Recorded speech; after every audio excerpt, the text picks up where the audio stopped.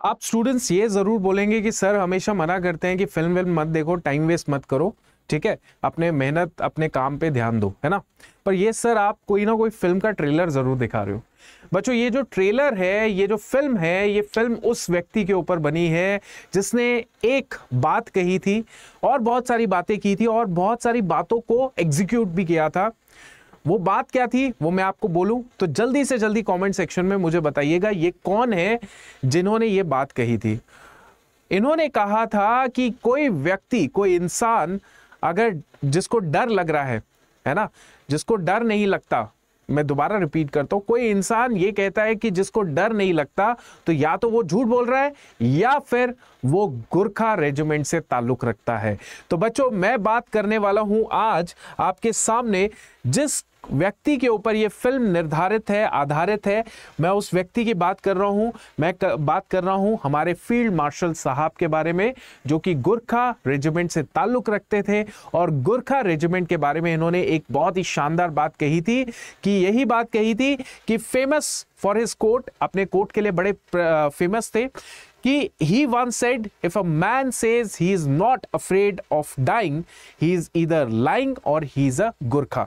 यानी कि अगर कोई व्यक्ति ये कहता है कि मुझे मरने से डर नहीं लगता तो या तो वो झूठ कह रहा है या फिर वो गुरखा है। और मैं किसकी बात कर रहा हूं, आंसर मुझे दिख गया, the great Sam Manekshaw sir की, है ना। तो देखिए हम डिफेंस एस्पिरेंट है, जिंदा दिल इंसान है और जिंदा दिल इंसानों के जैसे हम जो मतलब जो आगे हमारे जिंदा दिल इंसान है उनके बारे में पढ़ने में हम लोग को बहुत क्यूरोसिटी होती है। तो इसी बात पे, इसी फोटो पे बच्चों करना कुछ नहीं है, एक बार कमेंट सेक्शन में सारे के सारे वही वर्ड, वही फीलिंग आप लिखेंगे, वो है जय हिंद का। जय हिंद की फीलिंग जरूर लिखे और आगे चलते हैं। आज हम लोग बात करेंगे हमारे उस्ताद जी के बारे में जो कि क्या इंटरेस्टिंग बातें हैं इनके बारे में, वो डेफिनेटली बात करेंगे, फिल्म देखेंगे डेफिनेटली, लेकिन ये जो है इनके बारे में जरूर बात करेंगे, ठीक है। तो इनका नाम है फील्ड मार्शल सैम होमस-मुश्जी फ्राम जी जमशेद जी मानेकशॉ। मतलब बड़ा मुश्किल सा नाम है, सैम मानेकशॉ बहुत अच्छा है और मैं बोलूं तो सैम बहादुर सर जो है ये नाम जो है हम लोग बोलेंगे।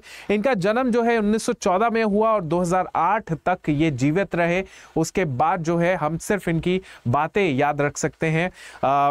पॉपुलरली इनको सैम बहादुर कहा जाता है और greatest military commanders India, Bharat के इतिहास में मैं कहता हूं ग्रेटेस्ट मिलिट्री कमांडर्स में से ये टॉप नंबर में आते थे, राइट। तो बात ऐसी है बच्चों, ये पहले इंडियन आर्मी के ऑफिसर थे जिनको प्रमोट किया गया as the 5 star rank of field marshal. Number 1 point इनके बारे में, राइट। नंबर 2 पॉइंट इज कि फील्ड मार्शल के रैंक तक पहुंचते पहुंचते इनको फौज में 40 साल की सेवा ये दे चुके थे और 5 युद्धों में ये पार्टिसिपेट कर चुके थे।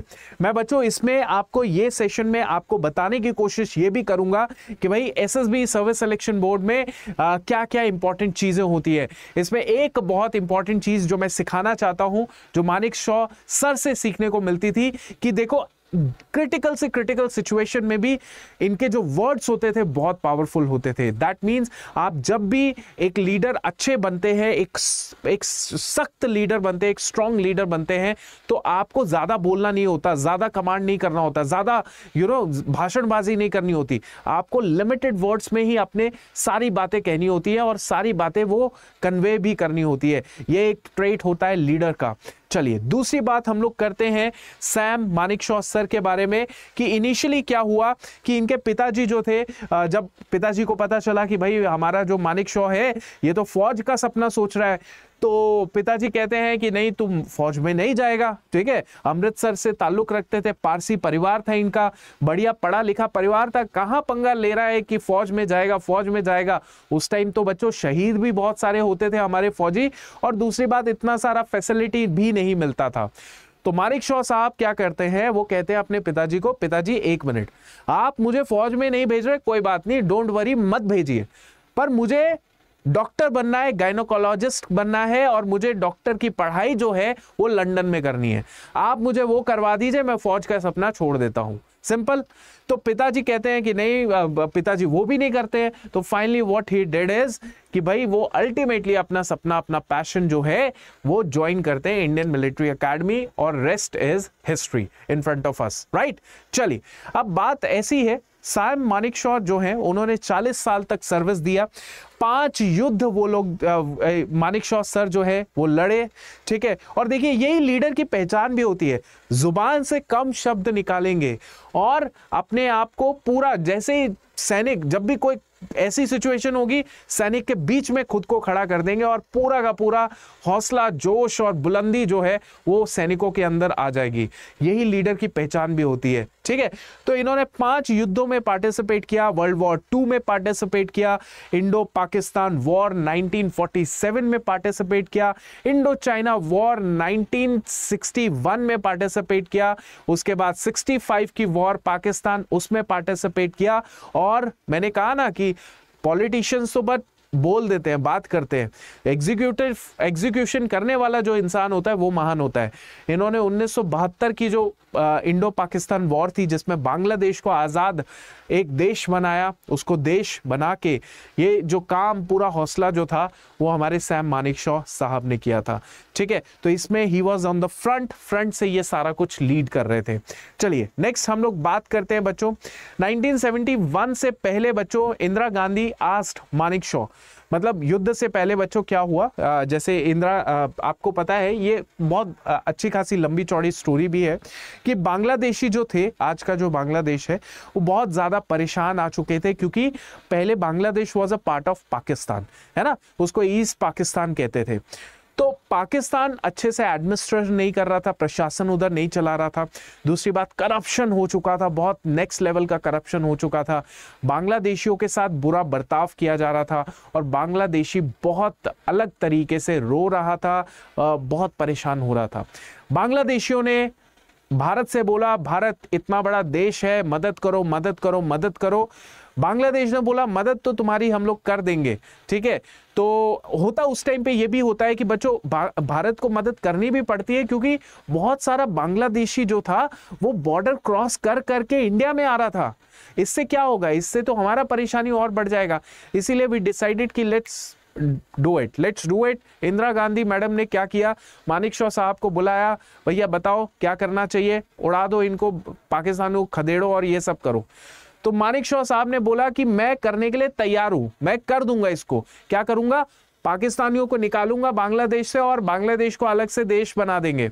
लेकिन मैं अभी नहीं कर सकता, क्योंकि मुझे पता है कि अभी वो सिचुएशन नहीं है जिस सिचुएशन को युद्ध जीते जाते हैं, है ना। तो इन्होंने सीधा सीधा प्राइम मिनिस्टर को मना कर दिया। सोचो, प्राइम मिनिस्टर को मना कर दिया।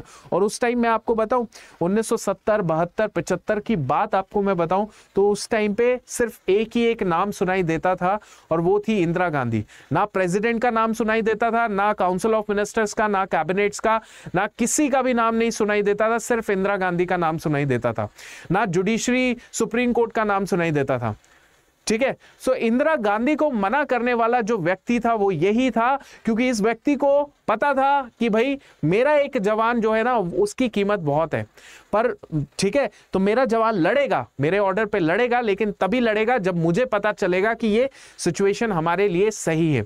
सो उन्होंने 8-10 महीने वेट किया, और वेट करने के बाद फुल ब्लोन अटैक किया बांग्लादेश के ऊपर, पाकिस्तानियों को बाहर किया, ठीक है। सो बेसिकली एक चीज और मैं बताना चाहता हूं कि सैम मानेकशॉ जो थे प्राइम मिनिस्टर, जिसे हम लोग आयरन लेडी भी कहा करते हैं, उनको ये स्वीटार्ट के नाम से बोलते थे, स्वीटार्ट या स्वीट, इस तरीके से। तो आपको कुछ अलग लग रहा होगा, पर इसके पीछे यही कहानी है कि भाई ये पारसी हैं। इंदिरा गांधी के हस्बैंड जो थे फिरोज गांधी, ये भी पारसी थे, तो इसी वजह से थोड़ा होगा, फैमिली का रिलेशन होगा इस तरीके से, ठीक है। चलिए, आपने एक कोट तो पढ़ा कि भाई गुरखा के बारे में डरता है नहीं डरता, ये कोट मैंने बताया। एक और कोट है जो आपको इस कोट से ये दिखेगा कि फौजी कितना कॉन्फिडेंट होता है अपने काम के ऊपर, ठीक है। क्या कोट है देखते हैं, ध्यान से देखिएगा। What he is saying is कि बोला गया, किसी ने इनसे पूछा कि what would have happened if he had opted for Pakistan during partition? To which he replied, then Pakistan would have won all wars. ठीक है, इसका मतलब क्या हुआ? इसका मतलब हुआ कि इनसे पूछा गया कि मानेकशॉ साहब, अगर मान लीजिए पार्टीशन के दरमियान अगर आप पाकिस्तान में चले जाते, आप पाकिस्तान ऑप्ट कर लेते, आप पाकिस्तान जाने का डिसीजन लेते, तो क्या होता? तो ये बोलते हैं कि भाई अगर मैं पाकिस्तान चले जाता तो पाकिस्तान सारी की सारी युद्ध, सारी के सारे वॉर्स जो हैं पाकिस्तान जीतता। व्हाट अ कॉन्फिडेंस है ना, क्यों फौजी है। आप ये बोले अरे नहीं नहीं यार ये तो गलत कह रहा है, इंडिया इंडिया इंडिया होगा, नहीं पाकिस्तान कैसे हो सकता है। आप एक चीज फौजी की मेंटालिटी देखिए, फौजी की मेंटालिटी क्या है, फौजी जो होता है जिस देश का नमक खा रहा है, जिस देश का फौजी है, वो उसको पता है कि भाई मेरा काम है मेरे देश की प्रोटेक्शन करना, चाहे मेरे देश में चाहे जितनी भी कमियां हैं what ever it is, but उसका यही काम होगा अल्टीमेट टारगेट कि उसके देश को कोई भी हराने की कोशिश ना करे या आंखें दिखाने की कोशिश ना करे। This is what the real soldier is. कल को पाकिस्तानी सेना में भी लड़ते तो मैं पाकिस्तान को जिताता। देख लो क्या वर्ड है ना। चलिए आगे चलते हैं। तो बच्चों ये फिल्म है आपकी, और इसके अलावा आपके मानेकशॉ साहब को मिलिट्री क्रॉस भी मिला 1942 में, उसके बाद पद्म भूषण भी मिला 68 में, पद्म विभूषण भी मिला 1972 में। तो बच्चों ये फिल्म है सैम बहादुर। मैंने ट्रेलर देखा, मेरे को लगा कि यार ठीक है फिल्म तो अपने टाइम पे रिलीज हो जाएगी, जो आपके एक्टर हैं विक्की कौशल मेहनत की है तो अच्छा रोल भी करेंगे, लेकिन हमें बीइंग अ फौजी एस्पिरेंट हमें ये याद रखना है जो फिल्म के रियल हीरो हैं उनके बारे में सारी चीजें पता होनी चाहिए। तो बच्चों आज मैं आपके लिए एक और खास चीज लाया हूं। एक तो फिल्म की बात की हमने, ठीक है, दूसरी चीज है नवरात्रों की, है ना।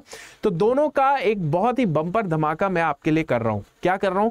दैट मीन्स हमारे जितने भी पेड लाइव बैचेस है उसमें आपको डबल वैलिडिटी मिलेगी, ठीक है।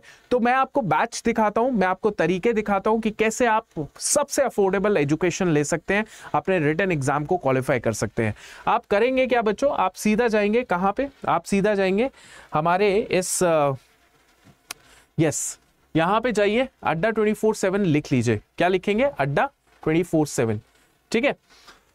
जैसे ही आप अड्डा 24/7 की वेबसाइट में जाएंगे, ये आपको अड्डा 24/7 दिख जाएगा। यहाँ पे आप जाइए, India largest vernacular learning platform, click कर दीजिए। जैसे आपने क्लिक किया आप जाएंगे ऑल कोर्सेज में जाएंगे, तो आपको डिफेंस में सिलेक्ट करना है। क्या करना है?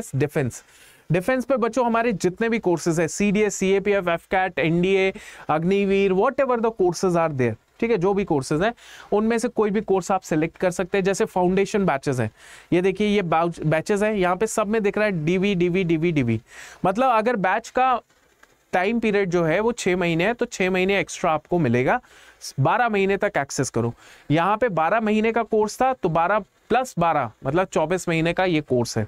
CAPF का है, CDS का, FCAT का, NDA का है, ये सारे कोर्सेज है बच्चों। एंड सबसे बेस्ट चीज है सब लाइव है, सब कुछ लाइव है, ठीक है। अब इस बैच में आपको दिख रहा होगा ये 2700 नहीं, ये पे नहीं करना आपने कितना पे करना है? जैसे आप मान लीजिए CDS के बच्चे हैं, CDS एस्पिरेंट है ना, CDS एस्पिरेंट है, इसको व्यू ऑफर कीजिए। व्यू ऑफर में आपने लगाना है कोड, और ये कोड आपने याद रखना है। इस कोड के माध्यम से अप्लाई किया, 2500 रुपए का बैच मिल गया, ठीक है। अब देखिए इसमें जो फैकल्टी आपको पढ़ा रही है यही फैकल्टी आपको पढ़ाएगी एक्चुअली बैच में भी, ठीक है। सब बेस्ट फैकल्टीज है, और ये जो कोड है बच्चों ये मेरा कोड है, ठीक है। आपको यही कोड लगाना है, याद रखिएगा, ठीक है। क्योंकि जब आप ये बोलेंगे कि सर मैं आपका कोड लगा के आया या आई, तो मुझे बहुत अच्छा लगेगा कि आप मेरी वीडियो देख के आए। मुझे ये लगेगा कि इस बच्चे को तो सिलेक्ट करा के ही छोड़ना है, ठीक है। ये कोड आपको कहीं पर भी आप यूज करेंगे, डिफेंस के, SSC, banking, what ever the course, ये कोड आपका इस्तेमाल आप कर सकते हैं, ठीक है। तो इस कोड का इस्तेमाल कीजिए। अच्छा, आप बोलेंगे सर थोड़ा सा और डिस्काउंट चाहिए, देंगे बेटा, इतना ही डिस्काउंट मिलेगा। आप 2000-2500 रुपये आप कहीं बाहर जाइए, कोचिंग कहीं पर भी जाइए, आपको 20-20 हज़ार की कोचिंग्स मिल रही हैं यहाँ, तो तब भी 2000 का, वो भी 1 साल के लिए, है ना। आपने क्या करना है? अड्डा 24/7 का एप्लीकेशन डाउनलोड करना है। मैं आपको और तरीका बताता हूं, ठीक है। क्या करना है? अड्डा 24/7 ऐप, ठीक है, कर लिया आपने, ठीक। नीचे जाइए और करना क्या है, इसके बाद आपने क्या करना है बच्चों, आपने कोर्स सिलेक्ट कर लेना, कोई भी कोर्स आप सिलेक्ट करेंगे, आप कोड लगाएंगे Y588, ठीक है। दूसरा आपने क्या करना है, कॉइन्स होंगे वहां पे, वो कॉइन्स का भी इस्तेमाल कर लीजिए, ठीक है। और बाकी जितनी भी डिटेल है वो कोर्स में ऑलरेडी लिखी हुई है, ठीक है। ये कोड लगा दीजिए, ये कॉइन्स इस्तेमाल कीजिए और शुरुआत कीजिए हमारी क्लासेस के अंदर, और क्लासेस में पढ़ते हैं, ठीक है। तो क्लासेस में मेरी भी क्लासेस लग रही हैं, आपके बाकी टीचर्स की भी लग रही है, लाइव क्लासेस है। कल सुबह मेरी कल दोपहर को 2 से लेके 4 बजे तक क्लास है, आ जाओ, देखते हैं भाई, पढ़ते हैं, ठीक है। चलिए, थैंक यू सो मच, जय हिंद।